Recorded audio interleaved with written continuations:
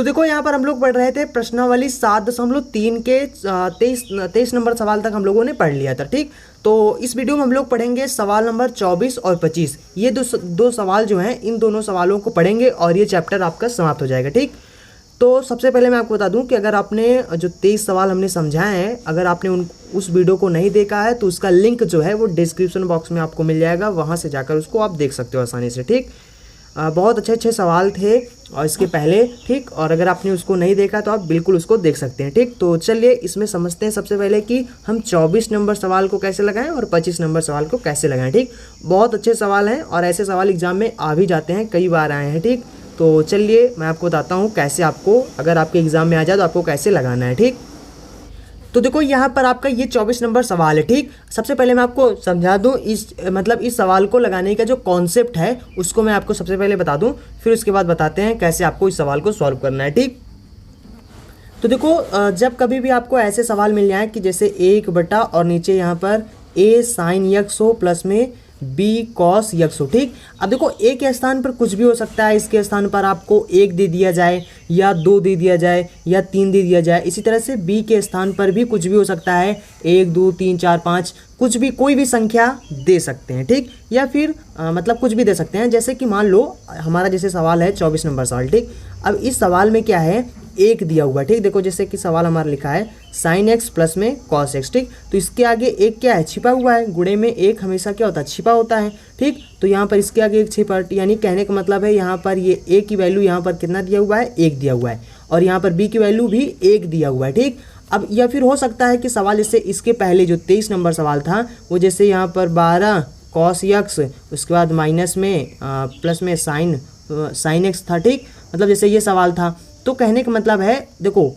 इसके बाद देखो cos x है। ठीक, तो यहाँ पर इसको a मान लो, इसको b मान लो। ठीक, कहने का मतलब है कि ऐसे सवाल हो सकते हैं। अब a के स्थान पर कुछ भी, कोई भी संख्या हो सकता है, b के स्थान पर कोई भी संख्या हो सकता है, या फिर हो जाए कि क्या पता a भी हो सकता है और b भी आ सकता है। ऐसे भी करके सवाल आपको दिया जा सकता है। ठीक, ऐसे सवालों को जब आ जाए तो आप कैसे सॉल्व करेंगे, ऐसे सवालों को सॉल्व करने के लिए सबसे पहले आप लिखेंगे अंडर रूट। ठीक, सबसे पहले आपको अंडर रूट लिखना है। ठीक, उसके बाद यहाँ पर जो हो, ठीक, a के स्थान पर जो हो उसका स्क्वायर करो, b के स्थान पर जो हो उसका स्क्वायर करो, और स्क्वायर करने के बाद इससे मतलब जैसे कि ये आ गया ना, इतने को क्या करना है आपको, ऊपर और नीचे दोनों अंश और हर में गुणा भाग करना है। ठीक, तो यहाँ पर क्या करना है आपको, जब गुणा भाग, यहाँ पर देखो अंश और ये हो गया हर। ठीक, अंश और हर में हमें क्या करना है, गुणा भाग करना है। ठीक, जैसे कि चलिए मैं आपको इसी सवाल को, पहला जो सवाल है 24 नंबर सवाल है, इसको समझाता हूँ, आपको समझ में आ जाएगा। ठीक, अब देखो जैसे कि हमारा ये 24 नंबर सवाल है, इसके गुणांक में यहाँ पर a की वैल्यू कितना है, 1 है, और यहाँ पर भी 1 है। ठीक,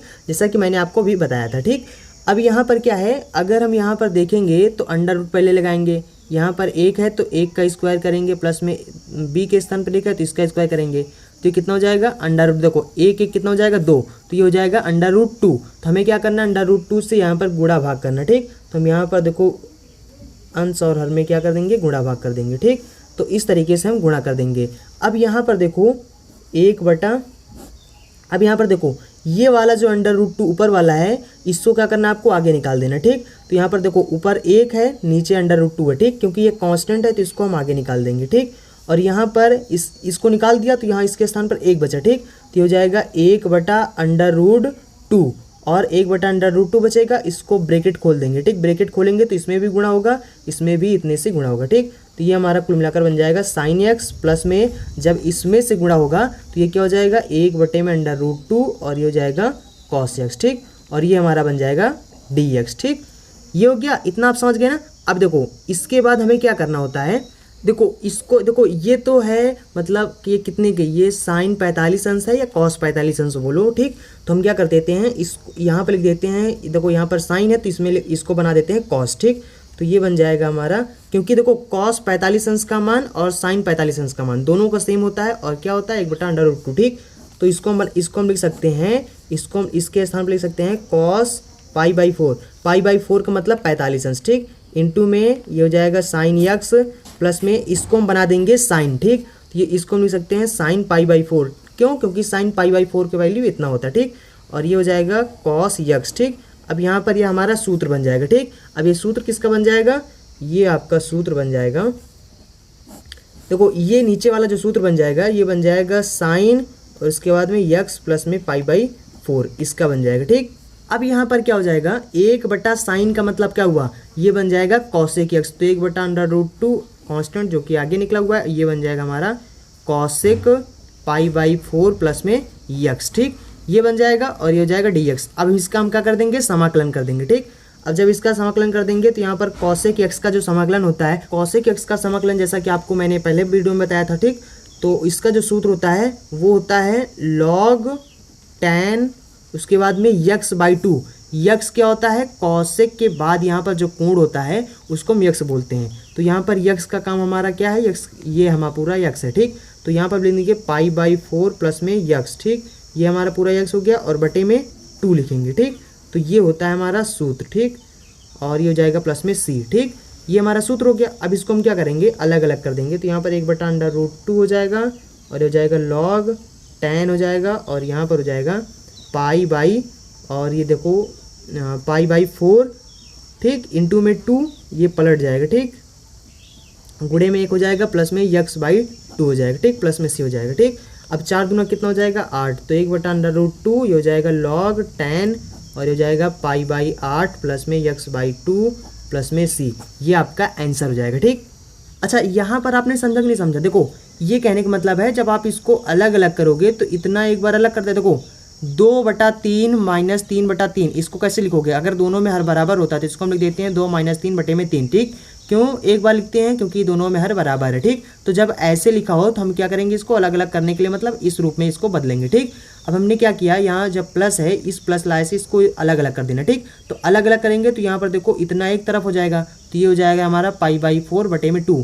अब ये 2 क्या है, देखो इसके नीचे 1 हो जाएगा तो ये पलट जाएगा, तो 1 ऊपर हो जाएगा 2 यहाँ पर हो जाएगा। ठीक, तो पलट जाता है। ठीक, क्योंकि भिन्न के नीचे बटा के नीचे बटा हो तो वो पलट जाता है, पलट जाएगा तो 1 ऊपर हो जाएगा 4 यहाँ पर। तो भाई मैंने यहाँ पर डायरेक्ट कर दिया था। ठीक, समझ गए ना। तो चलिए अब हम आपको अगला सवाल बताते हैं। अब यहाँ पर देखो सवाल आपका सवाल नंबर 25 है। अब यहाँ पर भी देखो इसके आगे कितना है, यहाँ पर 1 छिपा हुआ। ठीक, और यहाँ पर √3 है। ठीक, तो ये भी उसी तरीके से सवाल है। तो इसको भी हम कैसे सॉल्व करते हैं, सबसे पहले √, यहाँ पर लिखेंगे, इसका वर्ग करेंगे तो कितना हो जाएगा 1। उसके बाद यहाँ पर प्लस में √3 का वर्ग करेंगे तो कितना हो जाएगा 3। ठीक, प्लस में 3 1 कितना हो जाएगा 4, तो √4 हो जाएगा। ठीक, √4 का मतलब क्या हुआ है, किसका वर्ग है 2 का। ठीक, मतलब इसका वर्गमूल हो जाएगा 2। ठीक, 4 का वर्गमूल मतलब 2 होता है। ठीक, तो कहने का मतलब है 4 किसका वर्ग 2 का है तो 2 हो जाएगा। ठीक, अब यहाँ पर क्या हो जाएगा हमारा, इस 2 से हमें क्या करना है, यहाँ पर ऊपर गुणा करना है नीचे भाग करना है। ठीक, अब यहाँ पर क्या होगा, ये 1/2 आगे आ जाएगा आपका, आगे आ गया, और यहाँ पर 1 और यहाँ पर हो जाएगा 1/2 से अंदर गुणा कर देंगे तो हो जाएगा साइन यक्स इंटू में यहाँ पर हो जाएगा 3/2 हो जाएगा कॉस यक्स dx हो जाएगा। ठीक, यहाँ पर क्या किया मैंने, 2 से अंदर मतलब 1/2 से अंदर गुणा किया तो यहाँ पर ऊपर 1 हो जाएगा, 3 का नाम √3 का नाम 3 हो जाएगा। ठीक, बटे में 2 हो जाएगा। ठीक, यहाँ पर आप समझ गए होंगे। ठीक, अब यहाँ पर क्या होगा, इसके बाद यहाँ पर 1/2 हो जाएगा। अब देखो अगर इसको हम कॉस में बदलें तो यहाँ पर ये किसकी वैल्यू है, पहले 1 लिखेंगे, यहाँ पर ये देखो कॉस 60 अंश की वैल्यू। ठीक, कॉस 60 अंश की वैल्यू, तो 60 अंश को पाई में बदलेंगे तो पाई/3 हो जाएगा। ठीक, तो यहाँ पर इसको लिख देंगे पाई/3 इंटू में साइन यक्स है, साइन यक्स लिखेंगे माइनस ये किसकी वैल्यू है, ये साइन 60 अंश की। ठीक, यहाँ पर देखो कॉस है तो इसको हम साइन में बदलेंगे। ठीक, क्योंकि हमारा सूत्र बन जाए इसलिए। ठीक, तो यहाँ पर इसको हम साइन बदलेंगे, साइन बदलेंगे तो ये साइन कितने अंश का 60 अंश का वैल्यू। ठीक, तो इसको हम लिखेंगे साइन पाई/3। ठीक, इंटू में कॉस एक्स पहले से लिखा हुआ। ठीक, और ये हो जाएगा dx। ठीक, तो ये कुल मिलाकर हमारा जो सूत्र बन जाएगा वो सूत्र बन जाएगा 1 बटे में ये हमारा बनेगा, देखो ये हमारा बनेगा साइन उसके बाद में यक्स माइनस पाई/3। ठीक, ये हो जाएगा dx और यहाँ पर हो जाएगा 1 बटे में 2, ये बन जाएगा हमारा इसी तरीके से कॉसेक यक्स माइनस पाई/3 का। ठीक, माइनस में क्यों बना, क्योंकि ये देखो यहाँ पर माइनस लगा हुआ। ठीक, dx हो जाएगा। अब यहाँ पर इसका जो समाकलन हो जाएगा वो क्या हो जाएगा log उसके बाद में tan और पाई/2, पाई के स्थान पर क्या है यक्स माइनस पाई/3। ठीक, ये हो जाएगा और यहाँ पर हो जाएगा पाई/2। ठीक, ये हो जाएगा प्लस में c हो जाएगा। ठीक, अब इसको फिर अलग अलग कर लो ताकि आपका आंसर आ जाए। तो यहाँ पर हो जाएगा log tan और जब अलग अलग करेंगे तो ये यक्स बटे में 2 हो जाएगा माइनस इसी तरीके से ये पाई/6 हो जाएगा। ठीक, 3 दूना 6 हो जाएगा, ये पलट जाएगा। ठीक, तो ये पाई/2 हो गया। ठीक, समझ रहे हो ना यहाँ पर क्या किया। ठीक, जैसे पहले मैंने आपको बताया था कि पलट जाएगा तो 2 यहाँ पर 3 दूना 6 हो जाएगा। ठीक, तो इस तरीके से आपको सवाल लगाना है। तो आई होप आप दोनों सवालों को समझ गए होंगे। If you have any problem you can write in the comment box. तो ये आपका जो चैप्टर है प्रश्नावली 7.3 ये आपका पूरी तरह से समाप्त हो चुका है। और इसके बाद जो चैप्टर मिलेगा वो आपका प्रश्नावली 7.4, ठीक। तो अब इसके बाद हम लोग सॉल्व करेंगे प्रश्नावली 7.4 को, ठीक। तो चलते हैं, मिलेंगे अगले वीडियो में। और एक बात बता दूं कि अगर आपको वीडियो पसंद आया तो आप वीडियो को लाइक कर दें, और अगर आपने चैनल को सब्सक्राइब नहीं किया तो चैनल को सब्सक्राइब कर लें, ठीक।